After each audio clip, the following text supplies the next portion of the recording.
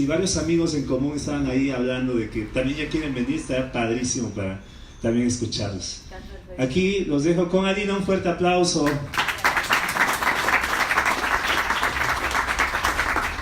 Pues me da mucho gusto estar aquí. El de la moto, pásale por favor.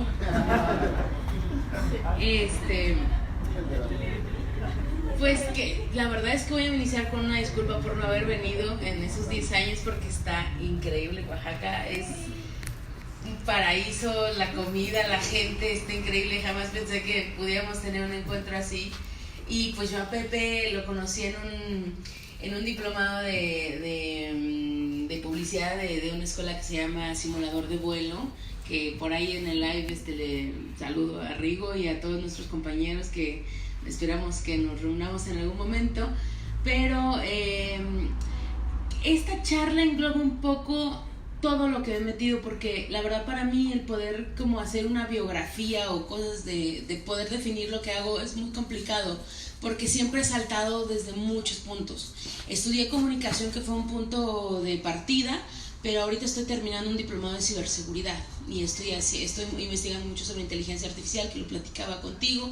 Entonces todo ha abarcado o cambiado mucho en estos días, y lo que estoy haciendo es una retrospectiva de la primera búsqueda de Google, en donde yo dije cuáles son los trabajos mejor pagados, y salió publicidad, y eso me llevó al simulador de vuelo, donde pedí una beca y pude conocerlo a él. Y además mis compañeros han crecido un montón. Me da mucho gusto ver que Pepe está dando trabajo, que todo ha cambiado para bien, ¿no? Para todos, y creo que ese es el punto, ¿no? De estudiar algo, que al fin de cuentas uno pueda dar un paso más allá, que no te quedes solamente como en la computadora, sino que puedas afrontar mayores retos para todos, ¿no? Entonces, pues vamos a empezar.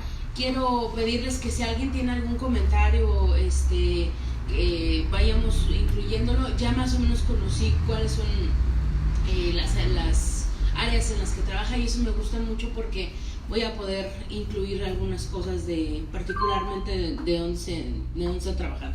Voy a mover esto tantito. Y ahí está. Ya. Perdón. También estudié clown, entonces todo el tiempo me pasan cosas como esta.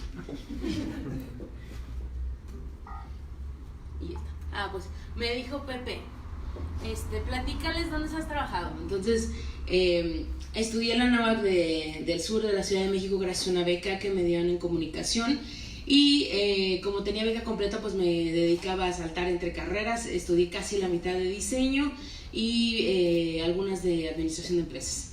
Entonces, la verdad es que yo nunca me adapté en un punto en específico, por eso es que en 2013 hice mi agencia, que se llama Interesantes, con la que he podido trabajar con clientes como Álvaro Cueva, que es un crítico de televisión de allá de México, el Hotel Sheraton María Isabel, una empresa de seguridad que se llama G4S, con el IMBA trabajamos en danza, con el Colegio de México, y con un tenista colombiano que se llama Santiago Giraldo, que llegó a la posición 32 en el ranking de ATP, que fue como el logro más grande que ha tenido Colombia en tenis.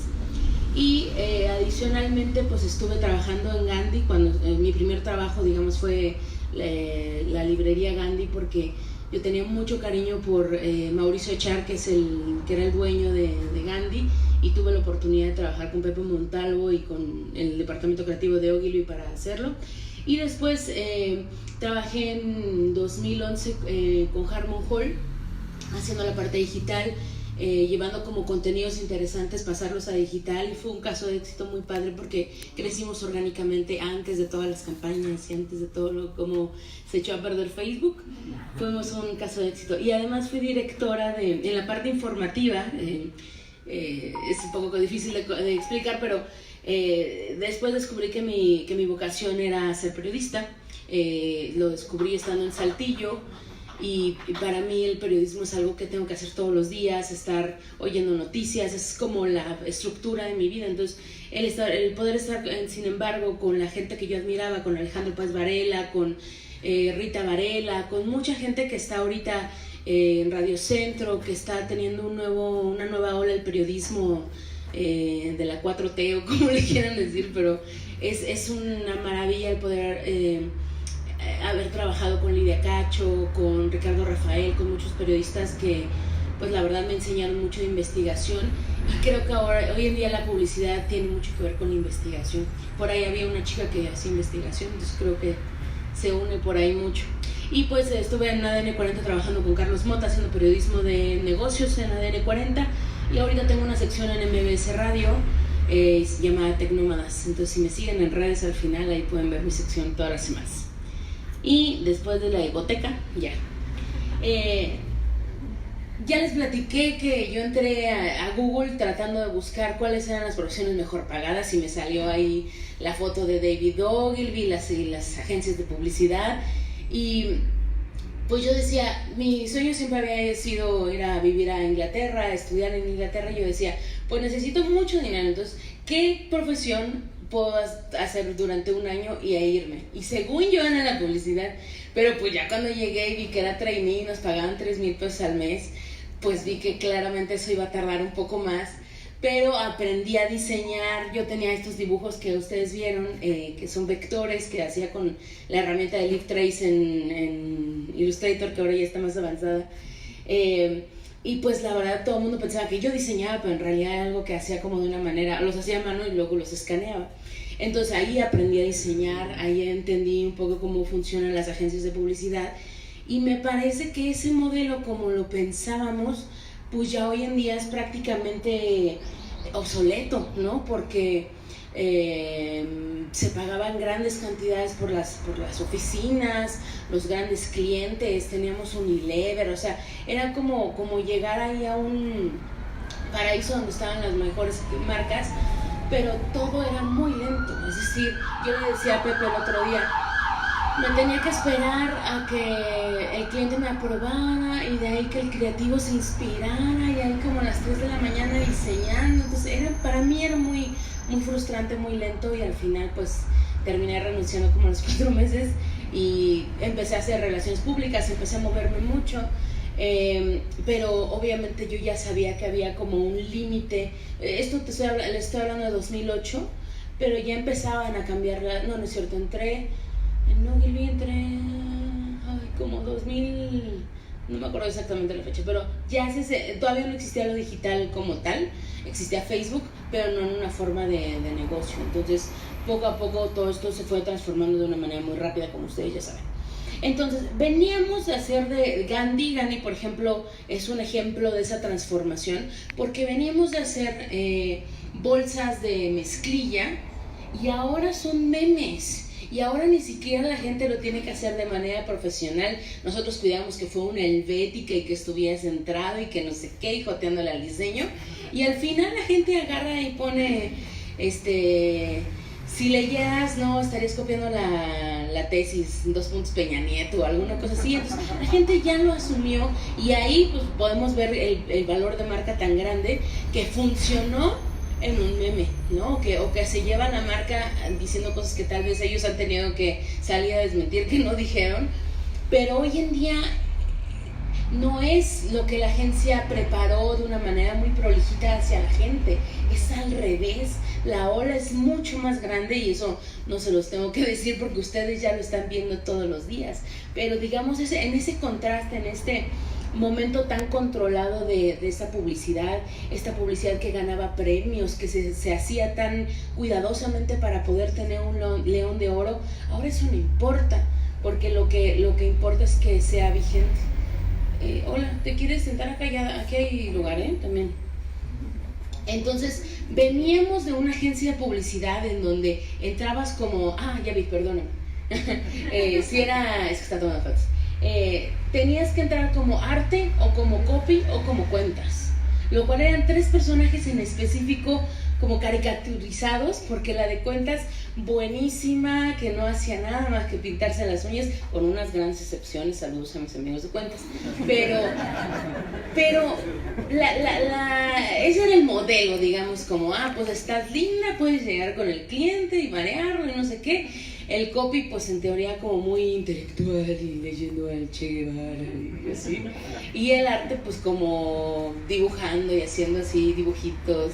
Y a los artes, esa fue la gran ventaja, que mi amigo Mitch, que había entrado primero a Ogilvy, le dio una compu así como bien viejita, una laptop, y cuando yo llegué me dieron a mí una compu de escritorio porque los diseñadores necesitaban más potencia, y me dijo, ¿y por qué a ti te dieron una más grande que a mí?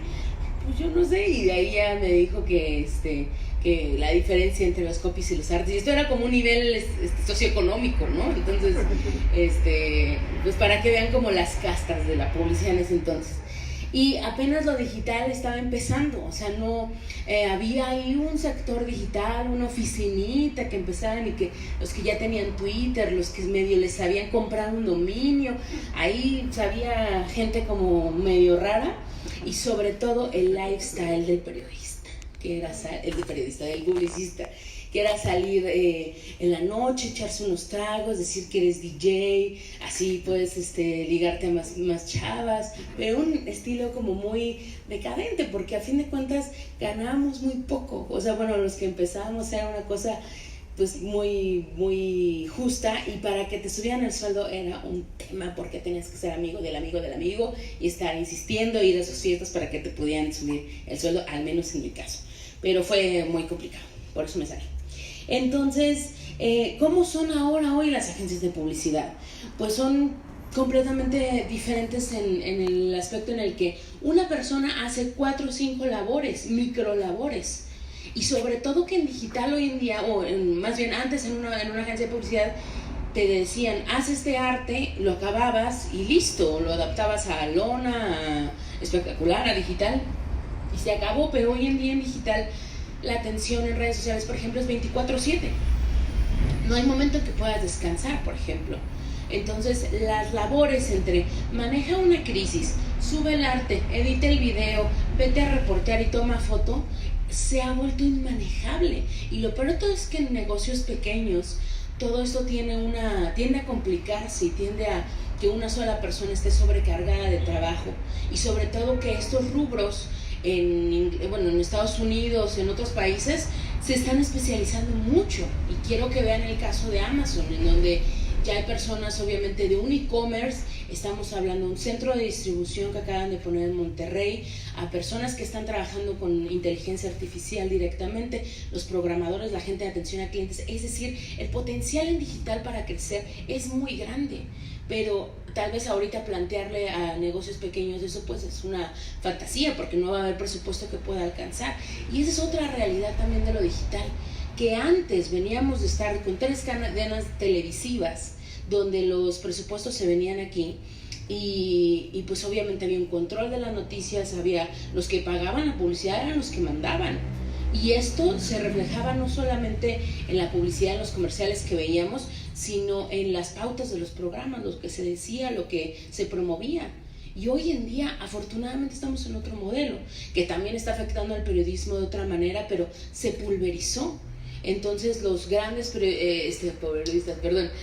publicistas dicen, es que no hay ningún presupuesto que alcance a cubrir todas las áreas de lo que nos hemos convertido hoy.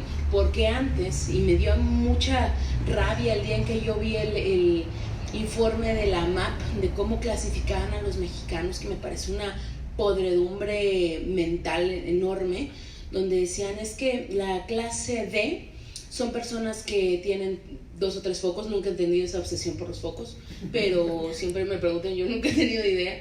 Pero decían, tiene tantos focos, y sobre todo en esa clase D decían, ellos están dispuestos a pagar, a endrogarse con el banco, lo que sea, con tal de que sus hijos traten de tener una mejor vida o que puedan estudiar.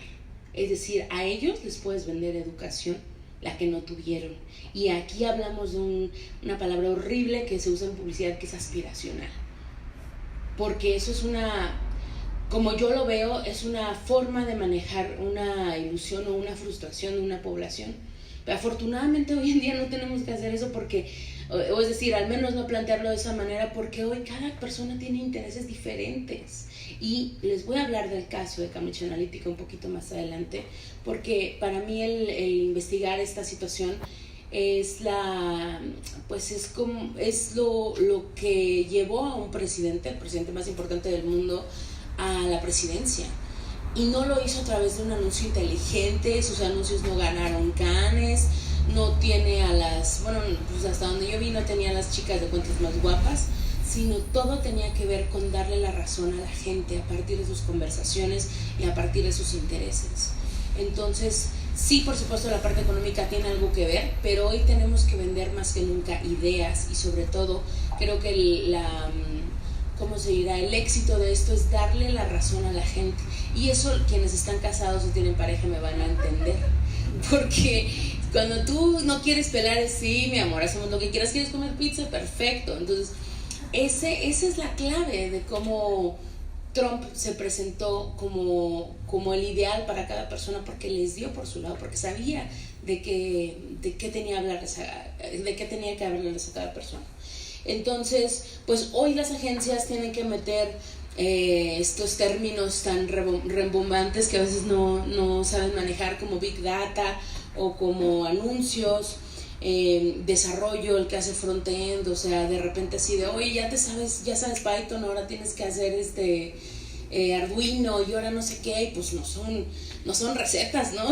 Tienes que especializarte poco a poco, ir avanzando, pero en esa carencia en específico, en la cuestión de desarrollo es muy difícil, porque si lo piensan o si se los planteo de esta manera, los trabajos de los periodistas y los publicistas van a la baja, pero para los del sector del joven van para la alta. Se van a necesitar casi 3 millones de trabajos relacionados con tecnología en 2021. Y nuestra terquedad en el sector de publicistas y periodistas cada vez es más grande y se aferran a un modelo que ya no existe o que ya no va a funcionar. Y esto está avanzando cada vez más rápido. Entonces, en la medida en que nos aferremos a esto, nos vamos a tardar en avanzar, y eso creo que va a determinar nuestro éxito en futuros momentos, ¿no? ¿Hasta aquí todo bien? ¿Tienen algún comentario? ¿Nada? ¿Todo bien? Ok. Entonces hoy en día me da mucha curiosidad ver cómo son las entregas de premios y que ahora dicen, es que fuimos viral.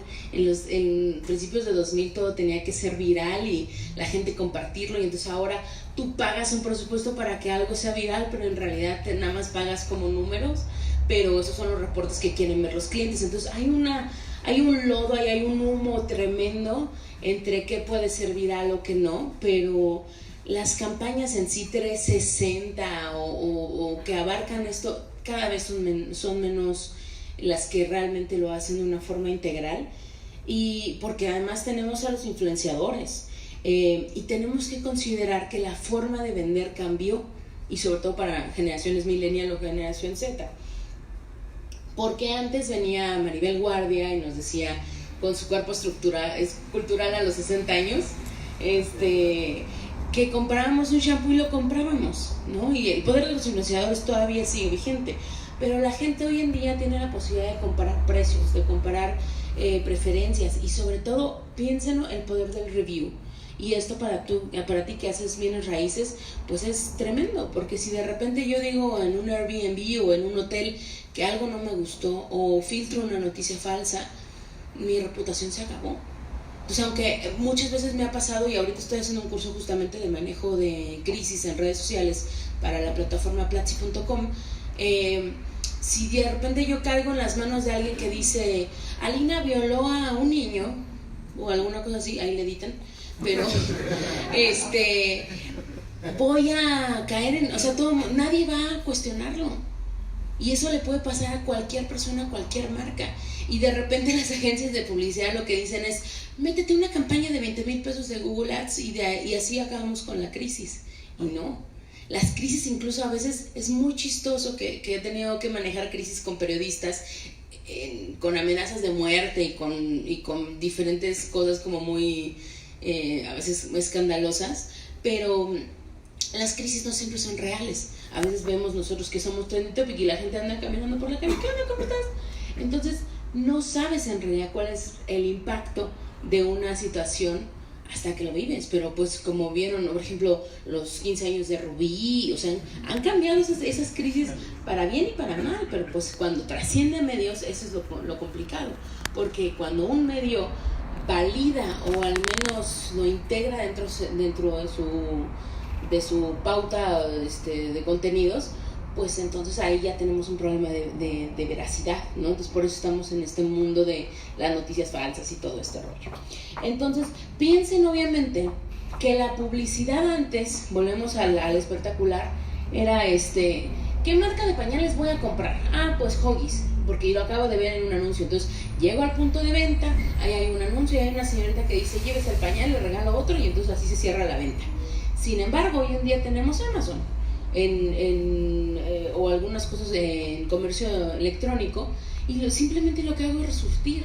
Incluso hay máquinas ahora, los que saben de inteligencia artificial, que piden automáticamente el mismo detergente que yo ya había ocupado, porque ya está pidiendo que ya no tiene reservas. Entonces la publicidad tiene que cambiar, porque si yo ya tomé una decisión, esa decisión puede durar tal vez años y no la tengo por qué cambiar. ¿Qué va a hacer que yo haga ese cambio? Porque obviamente los cambios van a ser más dolorosos, el tener que cambiar mi lista de siempre para que ya no me pidan nada, ahora me metan a Ariel. Entonces eso va a cambiar, y sobre todo, ¿cómo le vamos a vender a Alexa?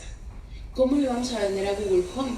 Porque hoy en día, por ejemplo, con Google Home, que son estas como bocinitas que venden, Google Home ya está ligado con Rappi, y si yo pido comida va a ser a través de Rappi y no de Uber Eats, simplemente por la negociación que hicieron en un inicio, y después ya tendré que hacer la configuración para otros servicios. Pero también entre más hagamos decidir a la gente hoy en día, es más doloroso el proceso, porque todo se está automatizando. Entonces el cambio de decisiones, llévenselo de tarea, va a ser va realmente a ser algo significativo si lo integramos a los procesos automatizados, ¿no? Y sobre todo que la gente en redes sociales, cuando le da like o sigue a una marca, está buscando relaciones a largo plazo. Entonces, si ya hubo una persona que sí los enganchó con algo bueno y ya tienen esa decisión de compra, poco a poco va a ser más difícil integrar cosas grandes, y sobre todo en un entorno donde Amazon y Walmart son los grandes de las ventas ventas minoristas o al mayoreo. Entonces eso va a ser un reto para los pequeños negocios, el poder integrarse a eso, y sobre todo hacerle ver a la gente que el valor, como lo que tienen aquí en Oaxaca, el valor de la cultura, el valor del talento, el valor de eso es más valioso que te llegue al día siguiente. El sabor de este café es más valioso que Starbucks y que el estatus. Entonces ahorita vamos a hablar un poco de la economía naranja y de la cultura, pero sí puede ser un diferenciador. Hay quienes creen o hace tal vez 10 años me decían justamente en la náhuatl, que el diseño no podía ser un diferenciador de negocio. Lo platicaba con Fabra en ese momento y le decía, es que no, porque en ese entonces todavía no existía Destroyer, que también es una egresada de ahí, pero decía, es que el valor de la marca tiene que radicar pues en cómo construyes la marca, o en la supply chain, en cuántos son los costos de distribución. Pero el diseño, a fin de cuentas, para una persona que tiene una mente de administrador, pues es como una de las cosas mucho más superficiales. Hoy en día posiblemente tendría que platicarlo con él, pero ya tiene una cosa, ya cambió en ese aspecto. Entonces ahora, ¿qué van a hacer? ¿Qué están haciendo los copies, los artes? Pues los diseñadores se están yendo a un área que se llama usabilidad y experiencia de usuario. Es como lo que ahorita tienen que estudiar. Si ustedes son artes, les sugiero o les gusta el Photoshop o el Illustrator, pásense esa área, porque es la que va a estar estructurando todas las plataformas que vamos a estar usando. Uber, Rappi, todo esto tiene que centrarse en una usabilidad. Y antes se decía, hay un libro muy bueno que se llama Don't Make Me Think, que es como los inicios de la usabilidad. Entre tú menos hagas a la persona pensar en algo, y Amazon pues claramente es algo que encuentras en 2 patadas y lo compras, ¿no? Entonces si te toma más de 5 clics tal vez hacer la decisión, ya, o sea, es demasiado tiempo y ya me cansé y ya me aburrí. pues sí, habla de una sociedad con poca tolerancia a la frustración y todos los aspectos sociológicos que quieran verle, adelante, pero funciona así. Y sobre todo, hoy en día piensen que nuestra sociedad, los millennials, que ya no nos crucemos al primer árbol, vamos a ser una población muy vieja dentro de 10 o 15 años. Entonces, si, por ejemplo, a los diseñadores nos encanta poner estos textitos que nadie ve tal vez, y tú dices, se ve precioso, pero pues nadie lo ve. O sea, no es funcional porque no es para ustedes, ese texto es para mí. Pero a lo que voy es que no podemos decir, es que se ve precioso, pero pues si yo no lo veo, o en mi celular, o sea, por ejemplo, hay mucha gente que usa el celular así con el WhatsApp y se ve, hola, ¿cómo estás? Y en el cine, y yo estoy viendo toda su conversación, pero es un hecho que las aplicaciones en algún momento van a llegar a ese punto, porque además pues somos una generación, hola, viene por la basura, párate, hay café,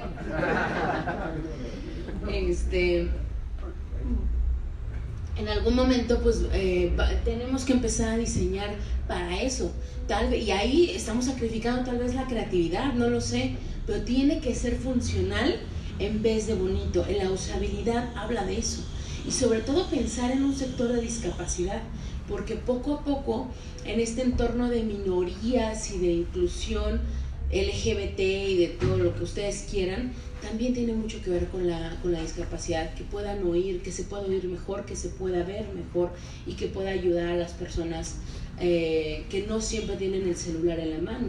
Piensen en Waze y cómo ha hecho que la gente no interactúe con la pantalla, pero a cambio tiene un tiempo en el que la gente está viendo la pantalla constantemente.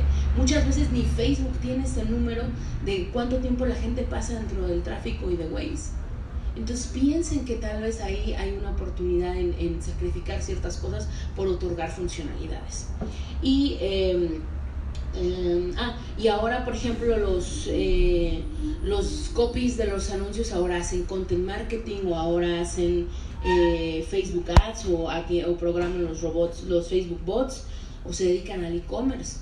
Pero el aferrarse a solamente tener un copy o una persona en la agencia, pues yo por ejemplo en algún momento fui copy de VM en una agencia y pues no tenía trabajo, o sea, me pedían así, redacta un banner, ya, y no tenía más que hacer. Entonces sí tienes que ver que no te van a pagar 20,000 pesos por hacer una actividad que, si lo vemos y en algún momento estuvo muy de moda, puede redactar un algoritmo, ¿no? Con las palabras clave, y es un hecho que ya existen este tipo de programas que escriban por uno con las palabras clave.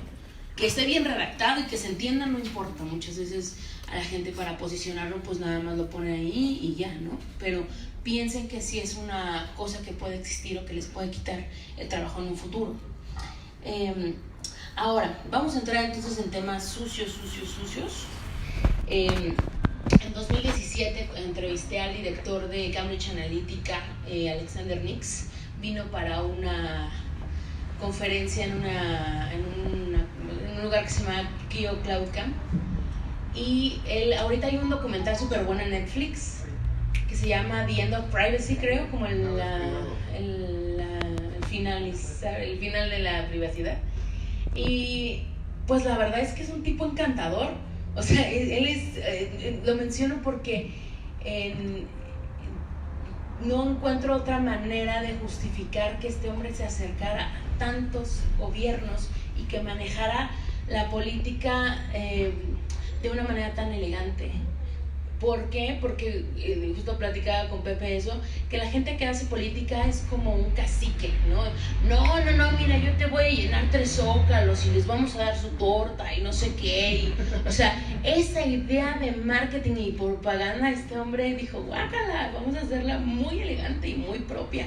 Y pues no lo estoy defendiendo, pero en realidad lo que él hizo fue, su empresa se llamaba Cambridge porque usó la metodología de un investigador de Cambridge, que no recuerdo el nombre, creo que se llama Christopher, pero no me acuerdo del apellido. Pero el tema es que él decía, veníamos digamos como de 2011, 12 empezaba a haber páginas web. Los primeros sistemas de desarrollo de marketing, de e-commerce, empezaron como en 2013, 2014, pero todo eso empiezan a pensarlo como en data, es decir, los primeros historiales de sus compras, qué fue lo que compraron y obviamente cómo se ligaba a su correo electrónico y a sus redes sociales. El Big Data no se puede hacer con poquitos datos, tienes que tener ya un historial tremendo. Lo que ellos hicieron, para los que no estén familiarizados con esta noticia en específico, fue agarrar los datos de Facebook. En teoría Facebook sí se los prestó, pero ellos no los borraron, ese fue su error en teoría, pero o sea, Facebook les dio la entrada grande a las bases de datos. Nosotros pensábamos en ese entonces que el ponerle like o después cuando salieron todos los iconitos pues no tenía ningún tipo de consecuencias, pero lo que sí hacía era medir nuestro estado de ánimos. No sé si se acuerdan, en Twitter te decían, hoy cómo te sientes, ay, me siento frustrado, y entonces mientras nosotros puta banderábamos en las redes y pinche Telcel, no me has pagado, niña, todo esto se iba colectando en datos para medir un modelo que se llama Ocean, que medía el openness, el consciousness, siempre me falla, es openness, consciousness, no sé qué, agreeableness y negativeness, no sé qué tan negativos seamos, y el I es, no me acuerdo, pero el chiste es medir qué tan abierto eras o cerrado eras para ciertos temas. Y a eso voy con la publicidad de hoy. Nosotros antes en las agencias de publicidad nos sentamos a ver un focus group de señoras. Señora, ¿le gusta que aparezca Valentino en anuncio en su anuncio de ACE? Ay, sí, me encanta, es súper lindo, perfecto, se queda Valentino en la campaña, se firma con él, adelante, ¿no? Y las ganadoras del reto ACE se van a ir a cenar con él. Pero hoy en día las campañas funcionan de una manera muy diferente, porque si nos basamos en datos, no me importa, o incluso en digital se hacía un persona, que es como un perfil de un usuario que va a usar nuestro usuario, pero que va a interactuar con nuestra plataforma. Entonces, en este modelo, lo que hicieron ellos fue decir, ¿cómo medimos a la población estadounidense por estados? Porque obviamente lo que ellos hicieron fue cortarlo por estado y ver qué oportunidades había sobre los estados más abiertos al cambio o que no fuera con Hillary Clinton. Entonces, enfocarse en esos y ellos decían, ¿no? En el documental dicen que simplemente Cambridge Analytica le decía a la agencia de anuncios o de data qué estados, no les decía por qué, pero les decía cuáles eran los estados que estaban como más abiertos. Entonces, conforme se seguían recibiendo los datos, ellos decían, no, ya no, entonces ya lo conquistamos, ahora vamos con otro, porque tenían acceso a Facebook Messenger, a las reacciones, a los comentarios, y piensen esto cuando la próxima vez que les digan, ¿por qué me van a espiar a mí si yo no soy nadie? La próxima vez que piensen eso, consideren que no son ustedes, es el volumen, es lo que ustedes representan, en dónde están, su color de piel, su edad, sus ingresos, sus amigos, todo lo que significan ustedes para una campaña política, que no solamente es un voto. Y sobre todo el gran reto de los publicistas es decir, es afirmarle al cliente que tú vas a ir mañana a votar por el PRI, o que tú vas a ir mañana a comprar tal cerveza. Y ese reto normalmente un publicista pues se le puede caer una campaña, tal vez porque a alguien se le olvidó la marca de la cerveza, o porque en el punto de venta alguien llegó y le dio algo diferente. Pero en esta campaña en específico, lo que reforzó la idea fue que les aparecían anuncios, dependiendo de este modelo que les estoy explicando, aparecía una versión de Trump diferente para cada persona. Es decir, las personas que tenían más propensión a la agresividad, les lanzaban una campaña que diseñaron ellos tratando de atacar a Hillary Clinton, y después, eso sí lo voy a revisar bien, pero tengo la idea de que después de que hubo una filtración de mails que hizo Julian Assange, la gente tuvo una percepción completamente diferente. Entonces la gente que era más negativa era más proclive a aceptar esas ideas y a donar, y obviamente lo hacían con un odio. Es decir, el manejo de emociones fue el éxito de esto. Y eso los publicistas ya lo sabíamos, pero simplemente lo están poniendo en un punto específico. Y consideren que esta publicidad no era pública, era una cosa de intimidad con la persona. Entonces yo no tenía por qué estar poniendo un espectacular que dijera, odiamos a Hillary Clinton, vota por Trump. Era dona a partir de esa campaña, que era un sitio web como disfrazado, y la gente donaba y la gente estaba más convencida. Y poco a poco, si estaban reaccionando positivamente, pues le das más caramelo a las abejas para que se regodeen sobre eso. En cambio, la gente que era más tranquila, que trata de evitar el conflicto, pues entonces se le planteaban ideas de seguridad y bienestar para su familia, y el famoso Make Great America Again, ¿no? Entonces, si lo planteamos así, cada persona recibió una idea diferente o un clip diferente de los discursos de Trump. Entonces, por eso es que creo, incluso los anuncios, si ustedes lo ven, son horribles. Es una imagen negra o es una imagen de stock. No tenía nada de creatividad y los copies eran directos. Era simplemente apoyar una emoción o no.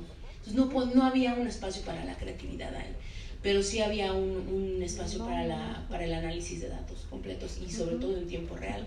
Entonces es por eso que las campañas tal vez no podían durar más de 2 o 3 días, porque todo esto iba como al día, ¿no? Entonces piénselo nuevamente en la manera en la que se hacen las campañas políticas aquí. Afortunadamente ya el número de pancartas y de todas estas cosas ha ido reduciendo gracias a la conciencia ecológica, pero pensábamos que era una cuestión de recordación, como en la televisión, ¿no? Del hecho de ver un movimiento naranja 17,000 veces nos iba a convencer. Afortunadamente no fue así, pero si se dan cuenta, la recordación no fue la forma, o la simpatía no se convirtió en una decisión política, ¿no? Seguimos pensando que la gente pendeja, perdonen mi francés, pero seguimos partiendo de que la gente, simplemente porque lo estés atacando y bombardeando, incluso con anuncios digitales, incluso con anuncios de influencers, que la gente va a reaccionar así porque ya lo sabe hacer, y estamos sobrevalorando lo que ellos pueden hacer o las decisiones que están tomando. Y sobre todo, hay un libro también, para que a ti que te gustan los libros, que se llama Everybody Lies, no me acuerdo el autor, pero que también analiza la perspectiva electoral de Trump desde el punto de vista de las búsquedas de Google. Mientras que la gente en los sondeos decía una cosa, la gente estaba buscando en Google otra, sobre todo, por ejemplo, en la legalización de las armas, ¿no? Entonces, mientras una persona tal vez en un perfil público en Facebook decía, ay Dios bendito, no legalicen las armas, estaban haciendo búsquedas de compra de armas. Incluso véanlo con lo del Paso, acaba de pasar. La venta de armas aumentó, y eso, yo no quiero pensar mal, pero siempre pasa. O sea, siempre que cae algo, pasa otro evento que favorece eso, ¿no? Entonces estamos mintiendo, y quienes tienen la verdad de cómo nos estamos comportando, incluso a dónde vamos o qué transacciones hacemos, son estas grandes tecnológicas. Entonces no hay, antes decíamos, vamos a poner polígrafos en los focus groups para que no nos mienta la gente de si no les gustó Valentino Lanús en el comercial de Ariel, y hoy en día la verdad radica ahí. Entonces, si quieren ustedes conocerse a sí mismos, vean su historial de Google, que ya se puede borrar, también ya pueden borrar el de Google Maps, pero esa es la estrategia que llevó al Brexit, que llevó a Argentina, que llevó a República Dominicana a donde están, que llevó incluso a Bolsonaro a donde está, porque les está, o sea, en la medida en que si yo a ti, por ejemplo, te digo, te voy a dar donas gratis durante toda mi gestión, voy a ser la presidenta que tú quieras ver, pero si ella quiere café gratis, entonces yo voy a ser esa misma persona. Entonces, quien tenga tal vez la posibilidad económica de manejar este tipo de publicidad va a tener el poder, y no solamente un poder político, sino un poder de diferentes cosas. Entonces, vean cómo una profesión o de una idea que teníamos hoy en día ha cambiado radicalmente, para bien y para mal, ¿no? Entonces, también nos estamos enfrentando a que el hacer publicidad hoy en día es visto como las campañas electorales, ¿no? O sea, quitar todos sus anuncios, bloquearlos, saltárnoslo, porque también las generaciones, sobre todo más jóvenes, son expertos en detectar los anuncios y le saltan y le adelantan y le quitan, y por eso hoy en día Netflix es tan bueno vendiendo cosas, porque en Stranger Things ya aparecen cosas, o el shampoo que usan las chicas de Orange is the New Black. Todo ese tipo de publicidad más sutil es la que está funcionando. Incluso los videos de los reggaetoneros sale la botella que los está patrocinando. Entonces ya no sale directamente en una revista, pero esas son las nuevas formas de vender y de convencer a la gente. Pero esto entonces no vamos a dejar de vender, pero lo tenemos que hacer de otras formas para que sea mucho más efectivo en la parte comercial, en la parte de la gente buena, ¿no? Y sobre todo que hoy en día ya tenemos que considerar que a partir de lo que pasó con Trump, ya hay unas reglamentaciones como la GDPR, que es la ley de protección de datos europea, que es muy probable que nunca llegue en su forma a México como tal, pero sí tenemos aquí una ley de protección de datos, y los publicistas es muy importante que la estudien, porque de repente hacemos campañas como de captación de mail y metemos cualquier dirección ahí, pero sobre todo si en algún momento, yo he trabajado con librerías también, eso no lo puse, bueno, con la librería El Péndulo, allá en la Ciudad de México, y las bases de datos pues a veces no siempre tenían en su momento, no me mates Jair, o sea, es solamente un comentario si lo ves aquí, porque lo tengo aquí. A lo que voy es, no tienen siempre el manejo adecuado de las cosas. Entonces tienen que considerar que si a ustedes se les filtra un documento con los celulares y direcciones físicas de las personas y direcciones de mail, si eso cae en manos inadecuadas, o simplemente yo le marco y le digo, oye, fulano de tal, sé dónde vives, te voy a amenazar, sé que tienes 3 hijos, o no sé, simplemente ya se puede hacer una crisis. Es por eso que me interesa que los publicistas también sepan de ciberseguridad.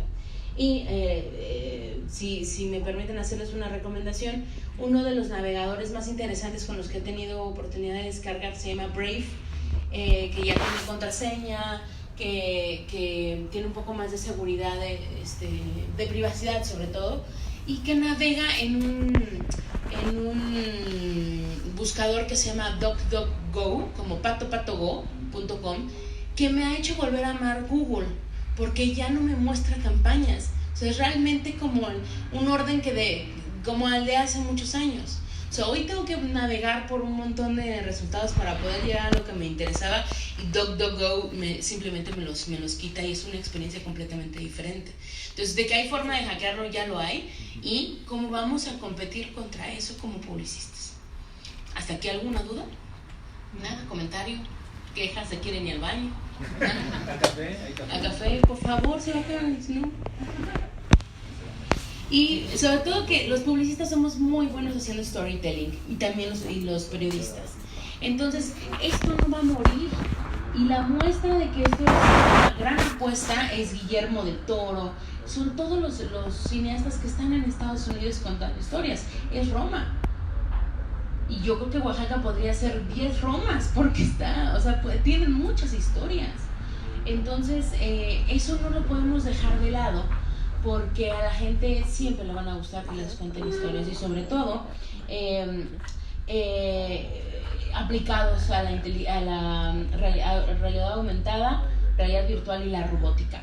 Les recomiendo mucho que cuando se pasen por la Ciudad de México visiten un lugar que se llama InSpark y otro que se llama el Trick Eye Museum, donde tú puedes interactuar con tu celular y con la realidad virtual, y los niños son súper felices porque no necesitas como un complejo, digamos, como Reino Aventura. Bueno, ¿cómo se llama ahora Reino Aventura? Six Flags. No necesitas los grandes, ¿cómo se dice? Montañas rusas. ¿Cuál fue el segundo que dijiste, perdón? Se llama InSpark, y el otro se llama Trick, como truco, Eye, como ojo, Museum. Los dos están ahí por donde está el museo de mi tío Carlos. El Sumaya. Están como en 300 pesos, pero la verdad la gente, los chicos lo disfrutan mucho, y sobre todo parten del hecho de que la gente quiere ir a tomarse selfies al museo y lo quieren compartir.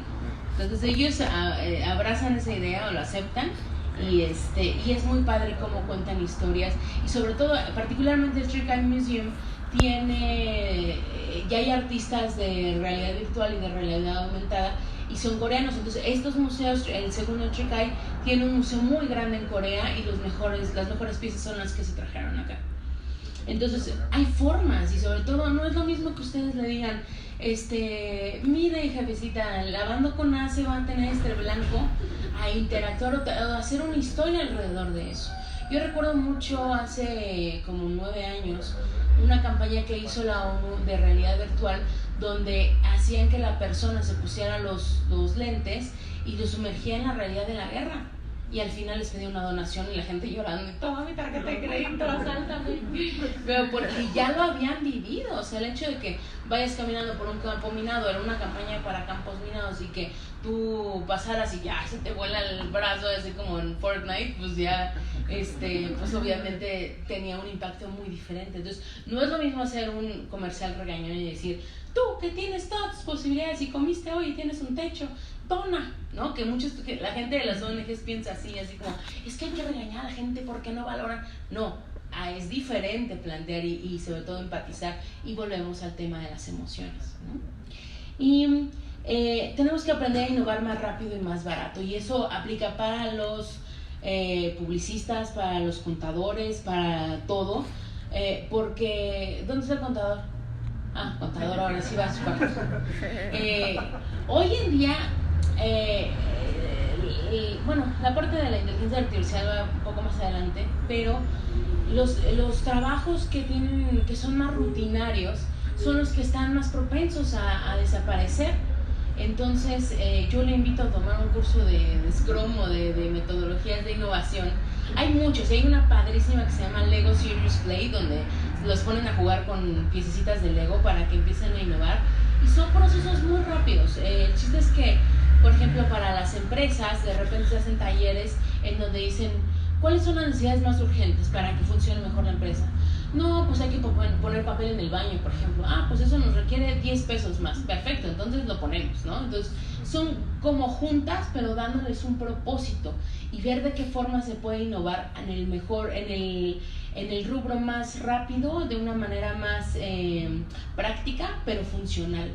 Entonces, y la metodología Kaizen, que también la inventó Toyota, y con la cual empezaron a salir de la Segunda Guerra Mundial, y que es una metodología que deberíamos de copiarle mucho a los japoneses, y no como viéndolo malinchistamente, sino porque es buscar hacer mejor las cosas. Y justamente mi sección de MBS de la semana pasada tiene que ver con eso, porque mucha gente se cree chingona porque llega a calentar la silla. Y lo digo para los burócratas, o sea, la gente que muchos les dice, es que yo voy y me voy a calentar mi cafecito y me pinto la uña y no sé qué, y yo me creo chingón por eso. Y es una tontería, porque en un entorno de innovación como esto, en que está avanzando, es la muerte. Si de plano ya mañana desaparece en tu área, pues ¿qué vas a hacer? ¿No? Entonces, a lo que voy es, tienen que aprender la metodología Kaizen dice que tienes que hacer todas las cosas mejor cada día, que no importa cuántas horas trabajes, porque los mexicanos somos, como ustedes ya saben, los que más trabajamos y menos producimos. ¿Por qué? Y eso tiene que ver mucho con la disciplina. Entonces, el hecho de sentarnos y concentrarnos y hacer solo una cosa, o enfocarnos en sacar eso. Y de repente hay chistes y hay memes de programadores que se ponen en la silla así de, no me hables, todavía no acabo, cuando acabe yo te voy a decir preguntas frecuentes y no sé qué, ¿no? Tiene mucho que ver con eso. O sea, parece un chiste, pero el enfocarnos en eso, y sobre todo tener una metodología de avance. Hoy hice 10 tortillas en 10 minutos. ¿Qué puedo hacer mejor? ¿Cómo puedo moler el nixtamal de una mejor manera? Y se aplica a todo, desde cortarse las uñas de los pies hasta ensamblar coches. Y eso obviamente lo registras. Y el crear manuales. A mí me cuesta mucho trabajo crear manuales, pero es muy necesario, porque es la única manera en la que nosotros vamos a heredar nuestro puesto. Si tú quieres quedarte en tu puesto toda la vida y te vas a enraizar ahí, entonces no hagas ningún manual. Pero tienes que preparar a alguien que venga después, y donde tú puedas poner lo que tú has aprendido. la máquina se calienta después de que prendo Photoshop y Illustrator junto, no lo hagas, ¿no? De esas cosas, pero que sepamos cómo darle la mano a una persona, y si una persona en la empresa lo empieza a hacer, lo empieza a estructurar, va a haber una escalera para arriba, porque siempre nos pasa que nos enojamos con el dueño, y así de vete a la fregada, y se llevan los archivos y el cliente no sabe dónde están, y hay un dolor para que sepa que me perdió y que yo era valioso para la empresa, ¿no? Entonces no, más bien hay que aprender a ser profesionales y la mejora, porque ese tipo de renuncias afectan a la empresa y afectan al cliente y en muchas formas. Simplemente el hecho tal vez de no organizar bien sus archivos es una forma de no ser más eficientes. Entonces tenemos que copiarle eso a los japoneses, porque los japoneses nos admiran mucho, sobre todo en ciberseguridad, la inventiva que tenemos. Uno de los maestros de ciberseguridad de la clase pasada, que yo debería estar en clase, quiero que lo sepan, yo debería estar en mi penúltima clase de ciberseguridad y pues me vine para acá. Pero ese maestro dice que los japoneses llegan y dicen, no, mexicano tú, leer manual. Y el otro, no, espérate, es que mira, es por acá.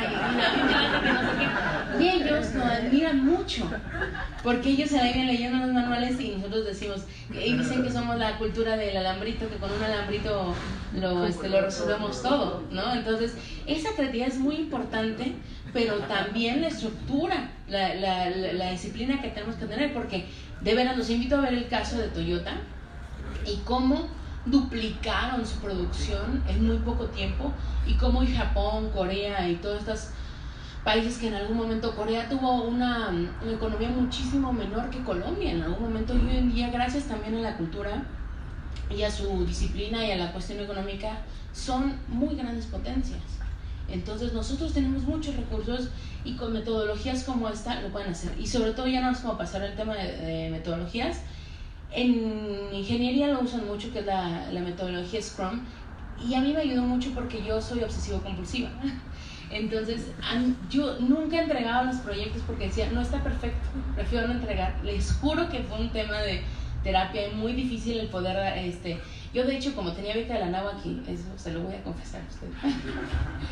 Un día no entregué un examen de un profesor que era teórico como sociología, porque no me sentí bien, y yo, como teniendo beca completa, pues era jugármela. O sea, perdí 3 veces la beca, esa no fue una de ellas, puede haber sido una cuarta, pero el maestro me puso 10, me arriesgué a eso, pero la verdad es que fue una tontería, porque no estaba perfecto. Entonces, cuando empiezo a descubrir la metodología Scrum, es como decir, ok, tenemos el entorno de que tenemos 100 personas y vamos a hacer una fiesta. Pues tal vez no hay dinero para palomitas, pero entonces, ¿qué sí hay? ¿Qué sí podemos hacer? Y haces un recorrido sobre lo que puedes entregar en esa manera, cuáles son tus entregables, cuáles son las cosas a quién se los vas a delegar, y en una segunda vuelta lo mejoras, y en una tercera vuelta lo mejoras. Eso también lo tiene el design thinking. Es decir, yo quisiera entregar un caballo de Troya perfecto, impecable, pero no tenemos los recursos, no tenemos el tiempo, y esto también genera una frustración sobre los empleados. Entonces no les estás diciendo que no al cliente, o sea, o a la persona que lo va a hacer, pero es importante dar un paso más cercano hacia allá y poder, o sea, como crear algo, porque si no, por presupuestos o por muchas otras cosas, se desvanecen esas intenciones. Y sobre todo, el proceso de design thinking me gusta mucho porque sienta a todos los de la empresa y ellos votan y ellos deciden sobre eso. Entonces, antes normalmente era que la empresa es Don Carlos va a decidir porque él es el que sabe y él es el que paga y él es el que tiene, ¿no? No, y aquí, o sea, si Don Carlos dijo esto y nadie votó por eso, pues se chinga y se hace lo que todo el mundo necesite, ¿no? Papel de baño, y si no quiere, pues ni modo, ¿no? Entonces les invito a tomar esto. Hay muchos videos en YouTube sobre esto. Y de veras les va a cambiar la vida, en la forma en la que cocinan, incluso, no sé, como quieran. Entonces, pues, como les digo, los japoneses admiran mucho nuestra creatividad, y es algo que yo planteo. Si ustedes son publicistas y ya se va a acabar su trabajo, o la industria en general, creo que podemos poner esa creatividad en diferentes áreas. Yo, que estoy estudiando ciberseguridad, creo que el área de análisis forense, de ciberseguridad, es decir, cuando un disco duro se muere o hay análisis de casos criminales, muchas veces los criminales son súper cultos o súper creativos para poner datos filtrados o alterar el código. O les recomiendo que vean una cosa que se llama es que se me acaba de ir el nombre, pero es el arte de poner información en imágenes. Es decir, puedes ver una foto de Jennifer López y está como dañada de algún punto, y en ese punto hay un texto y hay una dirección o hay alguna contraseña, y tienes que buscar, y hay referencias, y sobre todo los criminales usan mucho esto. Entonces creo que esta área en específico requiere mucha creatividad, y sobre todo que los policías o la gente encargada en resolver crímenes hoy en día recurre mucha gente especializada en videojuegos, en superhéroes, en cómics, porque son muchas de las referencias que ellos usan para sus contraseñas o para los códigos de cómo se hablan, ¿no?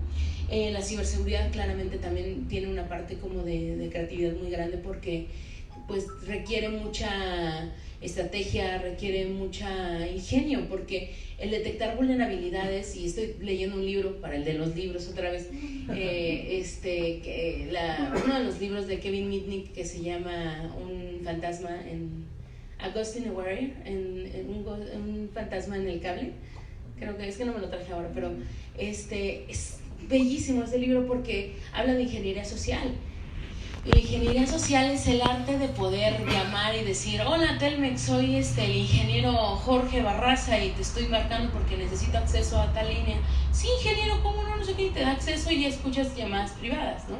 Él empezó haciendo estas alteraciones a las líneas telefónicas y eventualmente se convirtió en uno de los hackers más buscados del mundo. Tuve el honor de conocerlo en Guadalajara.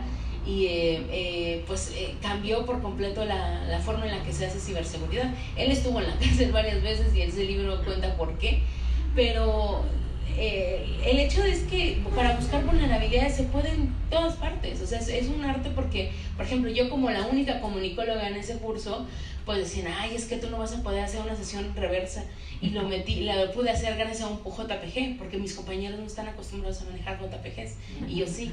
Entonces aquí mi estupidez fue una gran ventaja, porque lo que ellos normalmente no hacen para el usuario común es donde el camino en donde no evalúan. Entonces el buscar dónde está la coyuntura, es decir, ya cuando uno estudia estas cosas se vuelve bien loco y ya como que dicen: esta ya se le botó la canica, pero pues dices: mira, ahí hay una puerta, yo puedo entrar y llego directamente a la caja y ahí está no sé qué, y entonces vas evaluando y vas viendo dónde se puede entrar, ¿no?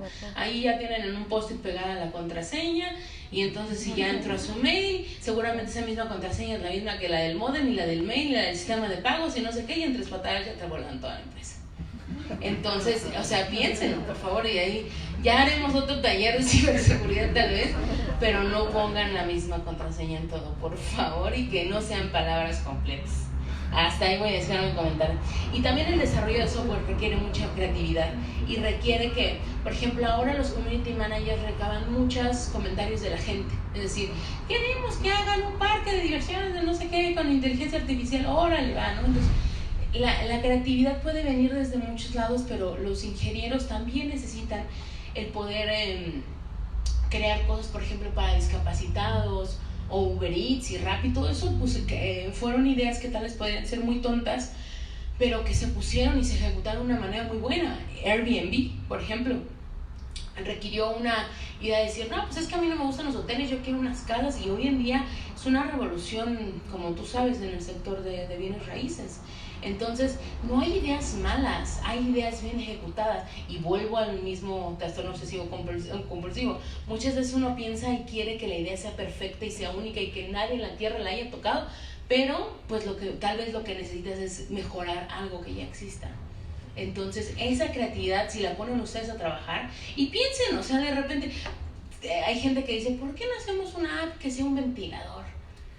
Y pues no, y ahí búsquenla en Android y ahí las reseñas no funcionan. Pues porque está un ventilador así y nos saca aire, pues claramente, ¿no? Pero pues tiren ideas y alguna puede pegar y alíense aquí con el compañero que programa, y pues puede que ustedes sean el siguiente Uber, el siguiente Rappi, el siguiente WhatsApp, lo que ustedes quieran. Y este es un video, ¿este tiene internet? Sí. Ah, pero está en...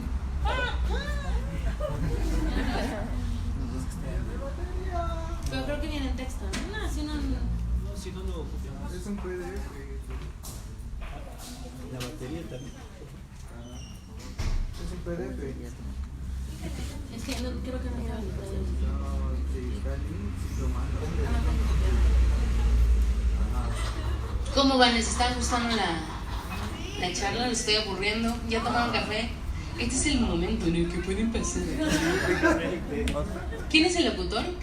¿Tú eres, verdad? ¿Tú qué haces estás en EXA? Estaba haciendo locución y operación de consola. Ah, qué padre. Entonces, ¿sabes Pro Tools y Dalet y todo esto? Más o menos. Muy bien. Tienes que darle al Logic y todo eso. Claro. Te sugiero unos plugins que se llaman Waves, como olas. Sí, lo sé. Qué maravilla. Y entonces así uno puede cantar, puede hacer lo que quiera y ya dicen, ¡ay, qué bonita cantas! Qué bonita voz. ¿Es con audio? ¿Necesitas audio? Ajá, ¿tiene? Oh. ¿Tiene audio, Omar? Ah, bueno, no, si no, se los dejamos acá y ustedes lo pueden ver. Habla de la economía, o sea, les platico un poco de ella para que no nos... Ok, le subimos a la tele. ¿Sí? Ah, sí, pero la pila ya se va a acabar. Ya la conectamos. ¿Ah, ya? No. Ay, no te preocupes, no pasa nada.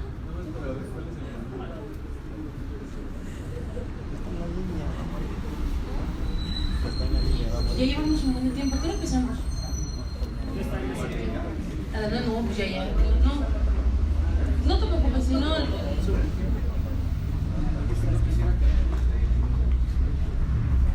Les platico nada más un poco de la referencia. Esto viene de un documento que hizo el Banco Interamericano de Desarrollo que habla sobre la economía naranja y la creatividad. Es decir, que la creatividad normalmente abarca creo que es de 1 a 2% del Producto Interno Bruto.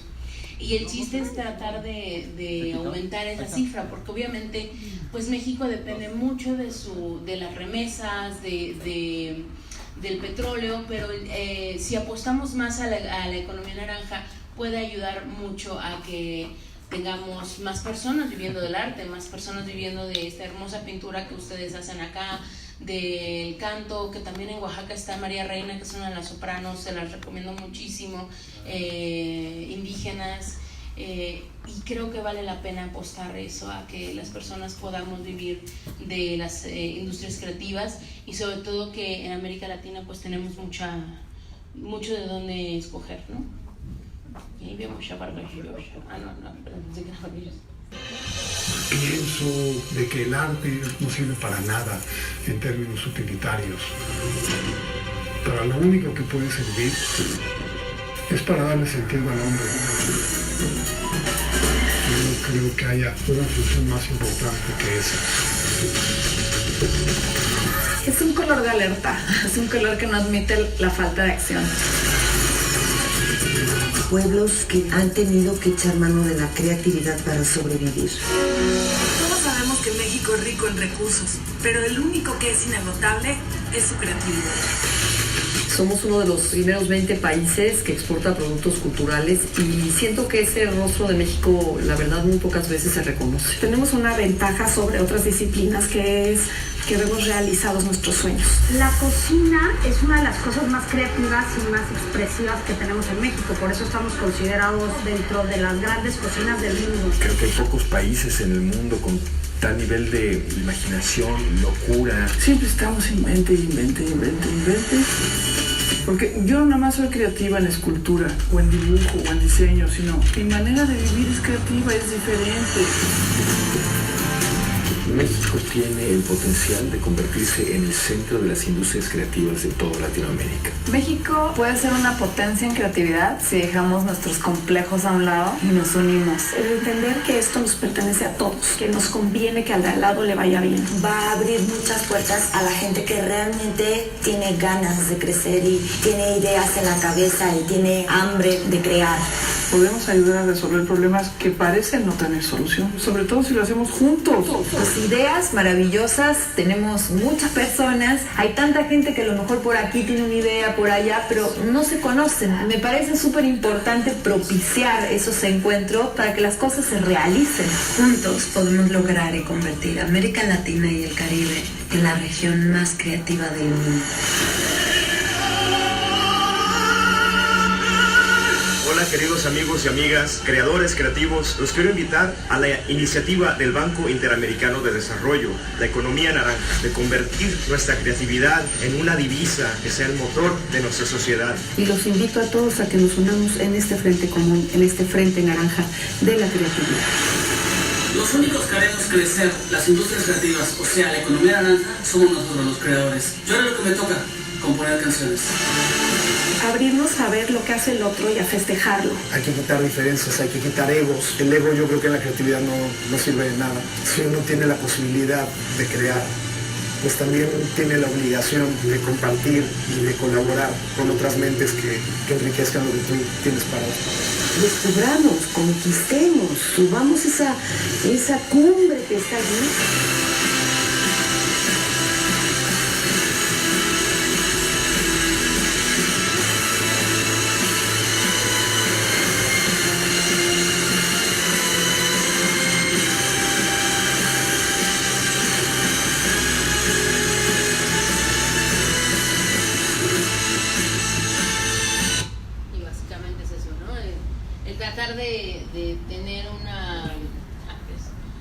De empujar eso, de hacerlo valer y sobre todo también políticas como la protección de los patrones de las comunidades indígenas, de los vestidos, entonces para que no se nos vuelve Carolina Herrera y compañía, que nos pueda ayudar a proteger estas industrias creativas y darles un impulso, porque vamos a hablar justamente de la inteligencia artificial.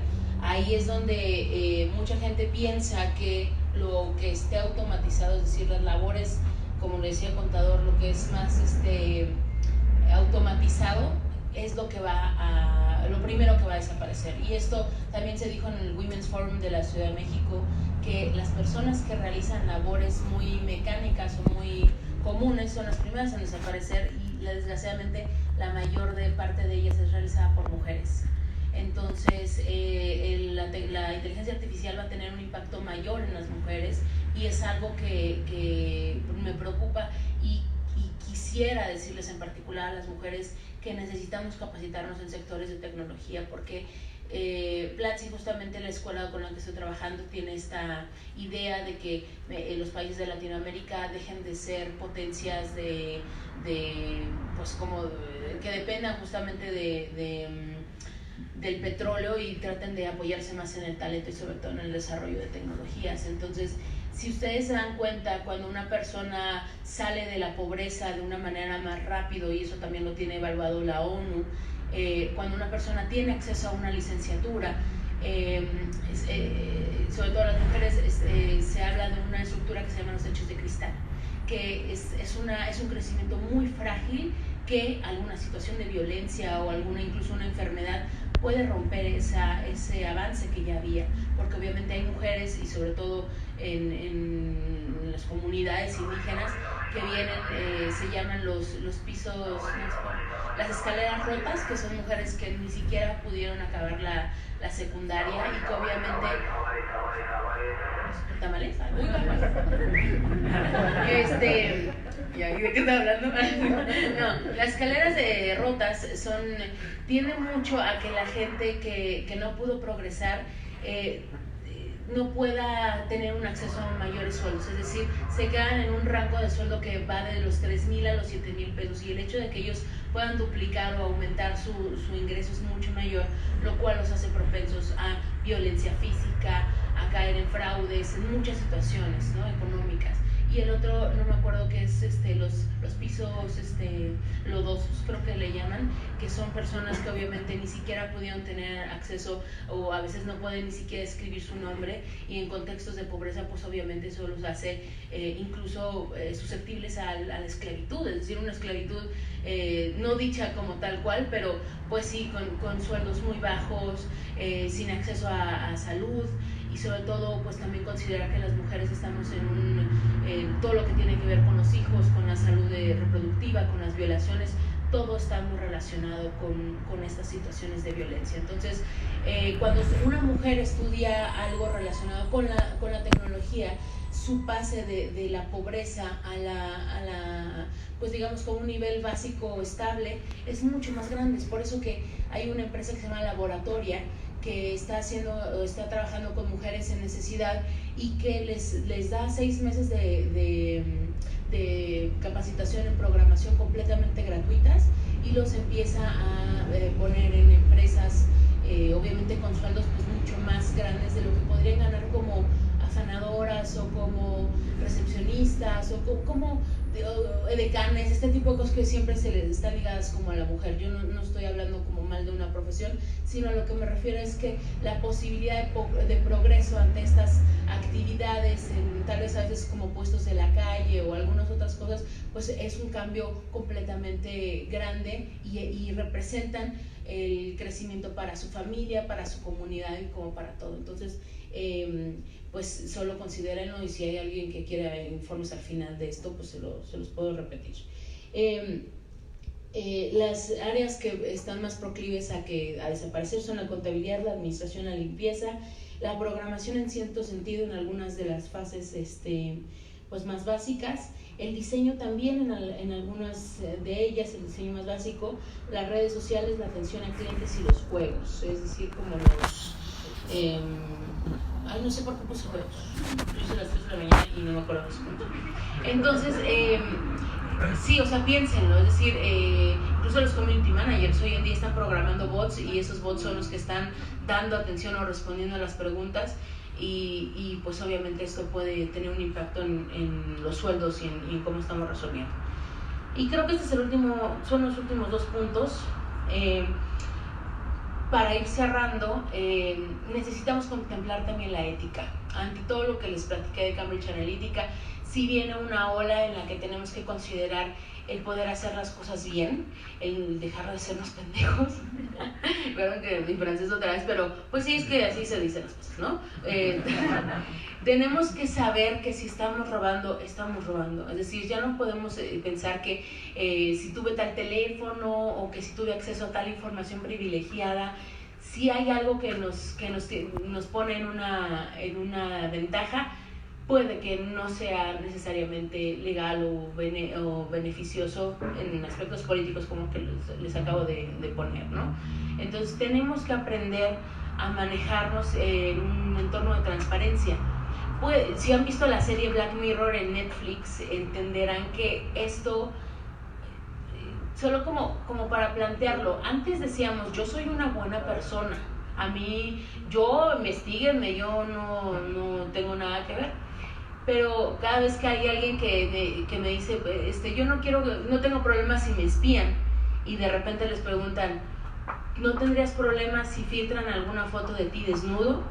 O si filtran qué posición sexual es la que más te gusta, o si filtran alguna enfermedad que tú tengas. Esa información es la que hoy en día nos puede poner en una desventaja, y sobre todo en el contexto de crisis que les estoy planteando. Pues imagínense, si de repente dicen, a Lina no la contraten porque ya tiene SIDA, y la gente, sobre todo en las comunidades, o sea, en los estados, es, ay, no, me lo va a pregar, ¿no? Entonces no la vamos a contratar, y puedes amolarle la vida a alguien porque no estás, o porque se filtró algo. Entonces, protejan su información. Y sobre todo en algunos años vamos a tener que pelear por el derecho a que borren nuestra información, nuestras informaciones de compra, nuestras informaciones de dónde estamos. Por eso Google ahorita pues ya está sintiendo como la presión y se pueden empezar a borrar nuestros datos, pero es algo que ellos van a tener que trabajar, y que obviamente nosotros trabajando como partners o usando sus herramientas tenemos que estar muy conscientes de ello. No usen bots, no usen campañas de desprestigio. Todo en la vida se paga, o sea, es muy feo que lo diga y así como todo es caro, ¿no? Pero, o sea, en realidad es una forma muy tonta. O sea, yo sé que hay clientes que lo piden, y hice una conferencia en Colombia en noviembre que hablaba de eso, como un bot, como un güey que se llama Carlos Merlo, que sé que me ves en LinkedIn, sé que vas a ver esto, él se cree muy chingón porque puso un montón de computadoras como si fuera un café internet y puso a ninis a hacer sus memes y eso se lo vendió a no sé cuántas campañas políticas y yo sé que eso deja más porque además cobraba 300,000 pesos el trending topic mientras un community manager gana 20,000 y un periodista 7,000, ¿no? Entonces yo sé que va a dejar más, pero a fin de cuentas pues, o sea, valoren su cerebro y sobre todo valoren su tiempo.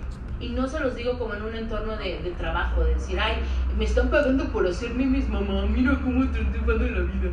No, sino piensen en un entorno en el que podrían estar perdiendo horas de algo, que podrían estar aprendiendo, que podrían funcionar o hacerles algo más. Porque si piensan como un empleado, si piensan como alguien que recibe un sueldo, claro, ganar 20,000 pesos por hacer memes es el mejor negocio que podrían hacer en su vida. Sin embargo, el perder una hora del desarrollo de una aplicación que podría ser como Uber, que les va a dar millones de dólares, podría significar mucho más. Entonces, no pierdan el tiempo con esas cosas porque a fin de cuentas es mucho más perjudicial y el filtrar noticias falsas hoy, no tienes que ser Carlos Marín para filtrar noticias falsas o estar en TV Azteca. Yo creo que hoy en día simplemente con que hagas un meme y digas tal empresa es mala o tal negocio es malo, simplemente con la gente no está dispuesta a investigar, puede ser un daño enorme en esas cosas. No manipulen reportes de ventas ni contador, pero no, creo que el hecho, estamos ante un entorno que se está construyendo y es muy fácil maquillar reportes de redes sociales, de campañas, de reportes digitales. Estoy convencida que en redes sociales, en la medida en que compres más herramientas más caras para dar reportes de redes sociales, vas a tener mejores métricas, porque en realidad como dependen de la plataforma, pues cada quien accede a sus propias métricas. Y lo que les sugiero es usar métricas que sean de calidad, que sean comentarios positivos, que se puedan traducir en sonrisas, en satisfacciones, en clientes físicos que te hablen y te digan, oye, me resolviste un problema. Buscar esos retornos de inversión más allá de simplemente un número o los que manejan redes sociales, los likes, ¿no? Muchas veces a nuestros clientes les da mucho miedo tener, ay, es que solo tengo 4 likes y 3 o 3 familia. Entonces, hoy en día ese panorama cambió y tienen que, depende de las de cuánto paguen, pero sí tienen que buscar que esa tasa de satisfacción no se vea reflejada solamente como en un número o en un reporte. Y tengan mucho cuidado de trabajar con influenciadores, busquen que sean éticos, que sean comprometidos, que cumplan con los tiempos, que tengan una buena reputación. Y hoy en día, o sea, la reputación va a ser todo de aquí de estos siguientes años. Entonces traten de cuidarlo y sobre todo de hacer bien las cosas para que en el momento en el que si alguien cae en una crisis puedan levantarse y puedan como afrontarla de una manera buena, ¿no? Y por último, los publicistas son las personas, antes eran como muy ególatras, ¿no? Como yo soy el que tengo la idea y el trainee no hizo nada, cuando de verdad, nosotros como trainees dábamos un montón de ideas y el que se paraba el cuello eran otras personas. Pero sean humildes y escuchen mucho a la audiencia, porque la gente es la que está dando las mejores ideas de negocio, los mejores comentarios sobre sus negocios. Si de repente no quieren escuchar el TripAdvisor o Google, lo que se está diciendo, regístrense en apestan.com, por favor. Es muy importante que si tienen un negocio lo hagan, porque ahí están la mayoría de las quejas y la gente piensa que es gente con tiempo, gente neurótica, pero puede que sí, pero también haya comentarios muy importantes que necesitan ser respondidos y que ranqueen en los primeros lugares de popularidad de Google. Y pues gracias, muchísimas gracias por este tiempo. Acá mis datos, por si quieren mandarme memes, ahí están. No te nos alejes mucho, vamos a pasar a una serie de preguntas y respuestas. Gracias. A ver, levante la mano el que está súper feliz de estar aquí. No se durmieron, eso estuvo... No, todo estuvo genial. Otro aplauso, por favor, para ella. Es súper interesante, muchas cosas de las que comentas no estamos acostumbradas a escucharlas así como, ahí te va, ¿no? Esa es la información. No, grosería sí, pero a veces la información tan cruda no llega, ¿no? No llega a todos los oídos. en esta sesión de preguntas y respuestas, a mí me gustaría a lo mejor, para que se vayan animando, yo tengo una, no es pregunta, sino me entró una inquietud muy fuerte cuando dijiste que tenemos que cambiar en el sentido de, ¿sabes qué? No nomás eres copy, no nomás eres diseñador, no nomás eres el que vende, no nomás eres la cara que tiene que presentar la cuenta. Me gustaría que a lo mejor nos explicaras como esa parte un poquito más profunda, porque a lo mejor no nos queda claro que ya no vamos a, como lo decía, somos una generación más vieja, obviamente no nos estamos haciendo nadie más jóvenes, y hay cosas que no nos atrevemos a hacer. No, sabes que yo no, nunca me he dedicado al diseño, sin embargo lo necesito conocer. ¿Por qué? Porque también tengo que empatizar, por supuesto, con mis compañeros. Entonces, no sé si nos podrías profundizar un poquito en ese tema. Y ya alguien que vaya pensando ahí, por favor, sus preguntas, a lo mejor un poquito más interesantes que la mía, pero a mí me llamó mucho la atención. Muchísimas gracias por tu pregunta. Mira, cuando he hecho esta pregunta a otras personas, lo que me dicen es un hecho que hay una generación que se va a quedar rezagada, que simplemente no va a aprender, o que dice, yo ya me quedé en mi Nokia 32 de tamaño de ladrillo y me voy a morir con él, ¿no? Entonces, desgraciadamente es un hecho que va a existir un rezago, y esas personas, por ejemplo, mi tía se negó mucho a cambiar un celular, una tía que tiene 68 años, en abrir el grupo de WhatsApp, y en el trabajo se lo pidieron, entonces se tuvo que adaptar. De repente se le olvida el celular y este rollo, pero ya hablamos de un rezago, de una necesidad, o de un, ¿cómo se dice? Pues de una poca flexibilidad mental por parte de esas generaciones que no vamos a poder cambiar. Entonces, eso, pues desgraciadamente, dependiendo del hambre que tenga cada persona, va a poder hacerlo. Yo creo que uno de los inicios, mejores inicios para cualquier persona que tenga ánimos de progresar o de cambiar en un sector laboral, es la programación. O sea, es aprender los principios básicos. Y hoy en día, así como hay el Candy Crush, y aquí el compañero no me dejará mentir, hay aplicaciones muy sencillas para aprender a programar, porque es como el inglés. O sea, es una posibilidad de que tú puedas expresar las funciones, o que puedas empezar a programar cosas, y eso te va a ayudar a meterte a algo. Tal vez no te voy a decir que vas a ser Mark Zuckerberg y vas a sacar tu Facebook, pero sí tal vez te puedas sentar y empezar a programar, o a limpiar código. O sea, en algún momento, sé que suena muy raro, porque si ya haces algo, una labor como de mercadotecnia o algo, pues no sé, algo que tú quieras hacer, pero es el inicio de salir de una zona de confort. Yo creo que sí es muy importante que salgan de lo que ya se hacía, que estudien en las noches, o sea, que tengan un hambre por seguir, y sobre todo, pues la administración del tiempo libre. Yo sé que muchos tienen hijos y que es complicado, pero pues sí, necesitan estudiar, necesitan salir de eso, y sobre todo, si el tiempo libre lo usan en Netflix, en chill, y estar en pijama todo el tiempo, yo creo que sí habría que sacrificar un poco eso, aprender a descansar efectivamente, meditar y estas cosas, que respiración, aprender a respirar bien y descansar bien, para no estar todo el domingo en pijama, y tratar de leer más, aquí como el compañero que es el de la náhuatl, y ellos tienen muchos programas de educación continua. O sea, no importa la edad, no importa eso, yo creo que estar buscando eso a partir de los entornos que se van a abrir es muy importante.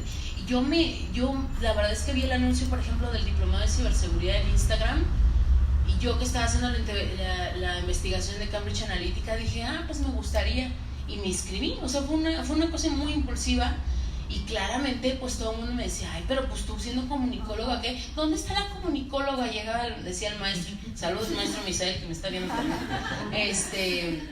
Y claro, o sea, soy la menos adecuada estando ahí, pero pues sé que estoy en un Kinder 1. Yo ahorita no voy a ejercer de esa profesión porque sé que todavía me falta, pero estoy estudiando en otras áreas, y creo que la ingeniería social, lo que les platicaba de cómo engañar a la gente, es algo que va creciendo mucho, y que la gente tiene que tener más conciencia. Entonces, tal vez no me vaya a dedicar a hackear directamente, pero que sí pueda tener idea de cómo lo hacen los demás para poder defender o establecer estrategias.